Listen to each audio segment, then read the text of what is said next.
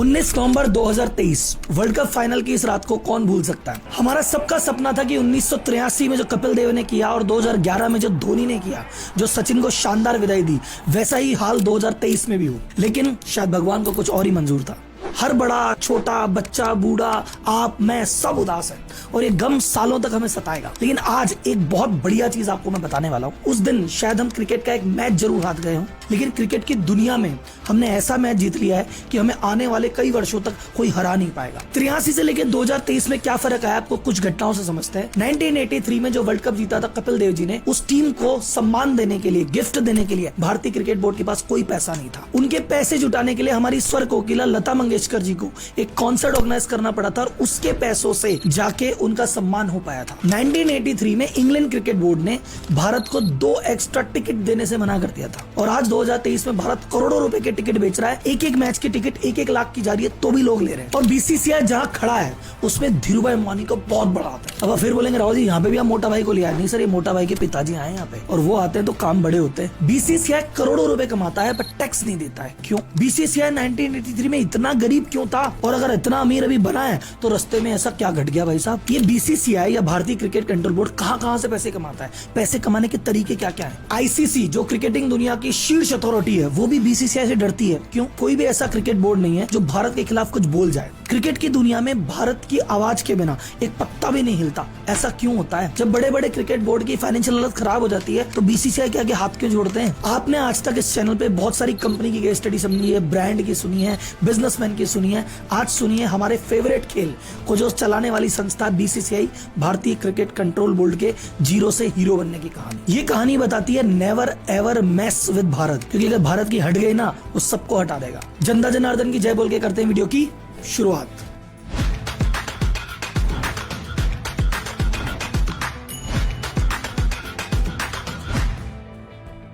Video अपन बनाएंगे 4 part में। पहला पार्ट 1983 से चालू हुआ कि इतना गरीब क्यों था। दूसरा पार्ट हम में अमीरी आई कैसे, धीरे धीरे हम कैसे मजबूत बने। तीसरे पार्ट में अपन चर्चा करेंगे कि कैसे बीसीसीआई अलग अलग सोर्सेज से पैसा कमाता है, इसकी कमाई का जरिया क्या है। एंड लास्ट में चौथा कि बाकी बोर्ड और आईसीसीआई में इनको हरा के और क्रिकेट की दुनिया में एक छत्र राज्य कैसे स्थापित किया और इसके कई एग्जाम्पल आपको बताऊंगा। तो कहानी शुरुआत करते हैं 1983 के वर्ल्ड कप से। 1983 के वर्ल्ड कप में बीसीसीआई, भारतीय क्रिकेट कंट्रोल बोर्ड की क्या हालत थी। फाइनल हो रहा था इंडिया और वेस्ट इंडीज के बीच में। किसी ने नहीं सोचा था कि यार ये दोनों टीमें फाइनल में पहुंचेगी।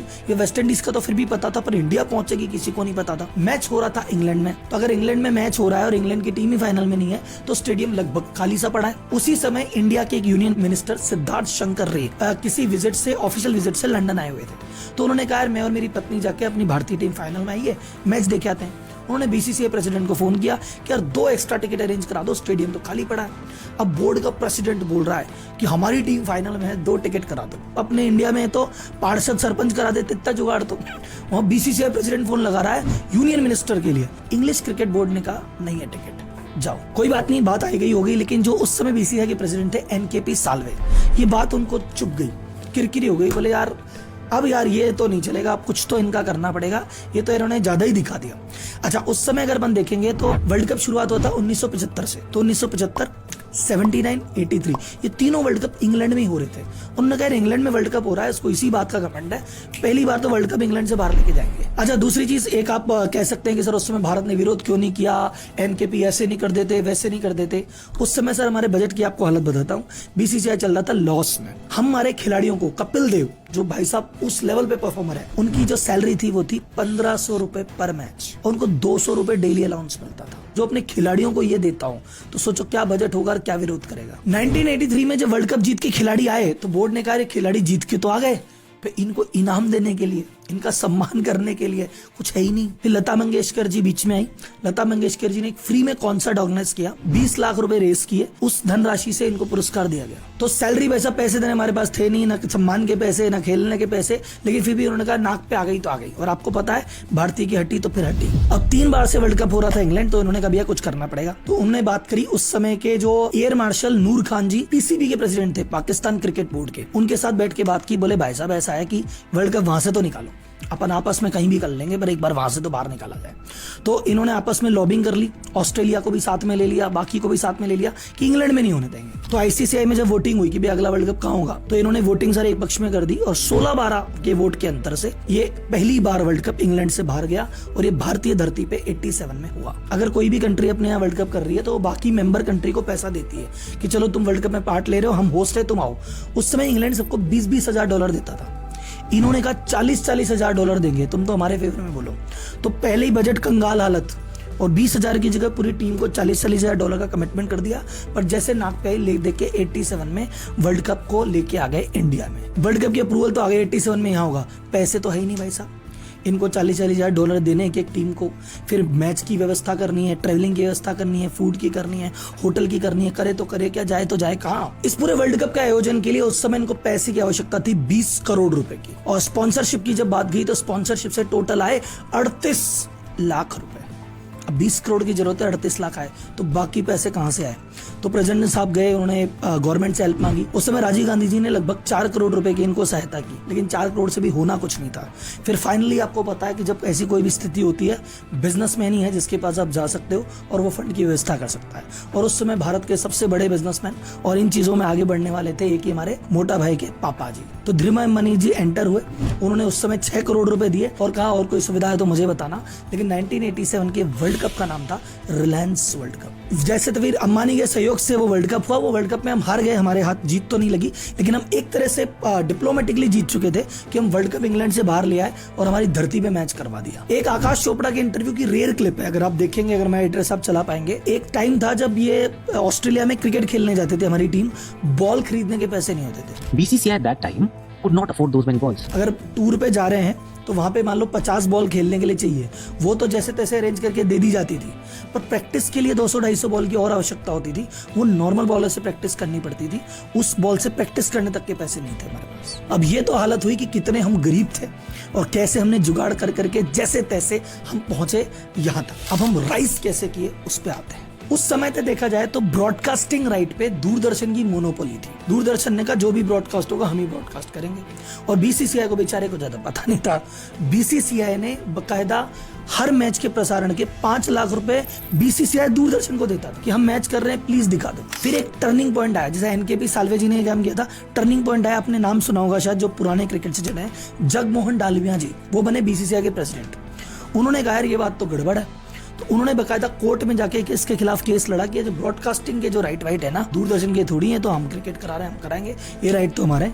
कोर्ट केस हुआ, बकायदा कोर्ट केस जीते, और फिर बीसीसीआई को मिला कि चलो ब्रॉडकास्टिंग राइट तुम्हारे हैं, ये पैसा तुम्हारे हाथ में आएगा। अच्छा, उस समय तक इंटरेस्टिंग बात यह कि देखो 91 से पहले का पीरियड था, तो भारत में बहुत ज्यादा कमर्शलाइजेशन नहीं था, टीवी नहीं थे, कुछ भी नहीं था, तो उस समय इनको पता नहीं था कि हमारे पास कितनी खतरनाक वैल्यू है।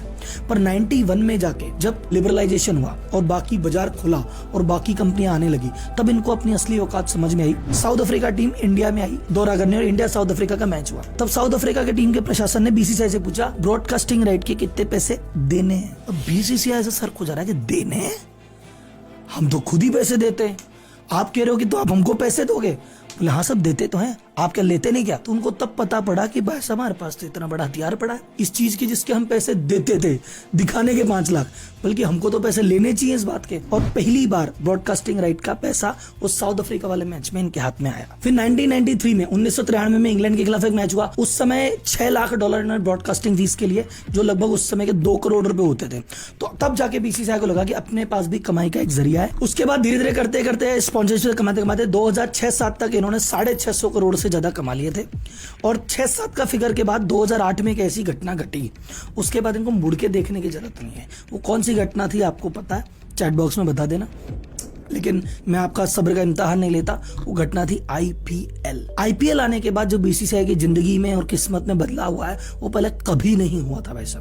अब आईपीएल को चाहे कोई लाख गाली दे या कुछ भी करे, लेकिन आईपीएल बीसीसीआई के लिए तो चमकता सितारा है, इसी ने इसको बेताज बादशाह बनाया है। अब आता चैप्टर 3, सबसे मोस्ट इंपॉर्टेंट चीज। यहाँ पे अगर आप गेम को समझ गए तो फिर आपको 4 भी इजी हो जाएगा। कैसे कैसे कमाते हैं उसके तरीके सुन लेते हैं। सबसे पहला तरीका होता है ब्रॉडकास्टिंग राइट बेच के पैसे कमाना। ब्रॉडकास्टिंग राइट का मतलब होता है कि भैया किस चैनल को या किस ओटीटी प्लेटफॉर्म को राइट है इस मैच का प्रसारण करने का। तो बीसीसीआई ब्रॉडकास्टिंग राइट बेचता है एक कंपनी को, एक प्लेटफॉर्म को, जो उसका प्रसारण करेगी, और वो प्रसारण करने वाली कंपनी एड खरीदती है। बीसीसीआई को हमेशा ज्यादा पैसे मिलते हैं बाकी किसी बोर्ड के कंपैरिजन में, क्योंकि सबको पता है कि जिस मैच में इंडिया खेलेगी वहां पे 5-10 करोड़ लोगों की व्यूइंग आना नॉर्मल बात है, और जहां 5-10 करोड़ लोग मैच देख रहे होंगे वहां पे कंपनियां बड़े बड़े एडवर्टाइजमेंट के पैसे देगी। जो अभी आपने आईपीएल के दौरान देखा कि यार 10 सेकंड के एड के 19 लाख रुपए रेट चल रही थी, फाइनल की रेट 10 सेकंड की 25 लाख रुपए तक चली जाती है। इंडिया पाकिस्तान मैच होता है उसकी 10 सेकंड की रेट 30 लाख तक चली जाती है। तो ये कैसे जाती है कि उनको पता है इतने लोग देखने वाले हैं,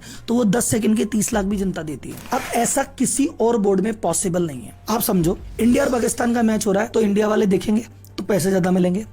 अगर मैच हो रहा है पाकिस्तान और बांग्लादेश का तो देखने वाली संख्या इतनी सी रहेगी, तो जो उस मैच को ब्रॉडकास्ट करेगा बहुत सस्ते रेट में बेचेगा। बीसीसीआई का जो सीक्रेट ब्रह्मास्त्र है वो ये है, हमारे भारत की क्रिकेट लविंग जनता यानी आप यानी मैं, कि अपन लोग जब तक मैच देखते रहेंगे बीसीसीआई के पास पैसे आते रहेंगे। और इसी चक्कर में जब किसी भी बोर्ड की हालत खस्ता हो जाती है, मान लो ऑस्ट्रेलिया बोर्ड है जिसके रहा भैया पैसे ही नहीं बचे, नुकसान हो रहा है, मोटे पैसे कमाने, कैसे कमाए, बोले यार इंडिया से मैच कर लो, इंडिया से 5 मैच की सीरीज कर लेंगे, उसके बहुत मोटे ब्रॉडकास्टिंग राइट बिकेंगे, उसमें से भैया आधा हमको मिलेगा, हमारी फाइनेंशियल हालत सुधर जाएगी। ऑस्ट्रेलिया की हालत खराब है, वो कह रहा है मैं श्रीलंका से मैच कर लेता हूँ, वो श्रीलंका से मैच कर लेगा तो क्या ही तो राइट बिकेंगे, क्या ही पैसे मिलेंगे। तो एवरीवन, हर बोर्ड इंटरेस्टेड है कि यार इंडिया से मैच हो जाए तो मजा आ जाए। तो बीसीसीआई कमा रहा है ब्रॉडकास्टिंग राइट से, उस पर बहुत सारे वीडियो अपन ने बना रखे हैं, जाके गूगल करके देख सकते हैं। दूसरा कमाता है टिकट की सेल से। अब सबसे ज्यादा बड़े बड़े स्टेडियम हमारे पास, सबसे नंबर ऑफ स्टेडियम भी ज्यादा हमारे पास, कैपेसिटी भी ज्यादा हमारे पास, और सबसे ज्यादा हाउसफुल भी हमारे ही होते हैं, तो सबसे ज्यादा पैसा बीसीसीआई इसमें भी कमाता है। उसके अलावा टाइटल स्पॉन्सर से कमाते हैं, किट स्पॉन्सर से कमाते हैं, वो बाउंड्री पे जो लिखा हुआ भैया